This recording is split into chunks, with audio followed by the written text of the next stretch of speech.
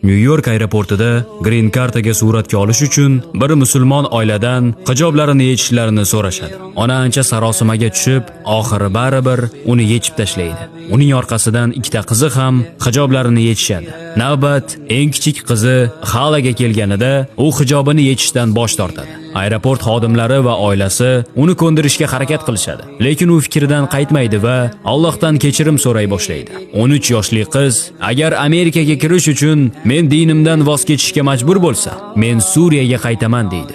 Aeroport xodimlari endi bularning hammasi foydasizligini tushunib, uni yolg'iz xonada qoldirishadi va agar u yana rad etsa, Suriyaga qaytarib yuborishlari bilan tahdid qilishadi. Tabiiyki, u yana buni rad etadi. Natijada esa ular taslim bo'lishadi. Va bu Amerika tarixida birinchi hijobdagi Green Card surati bo'ladi.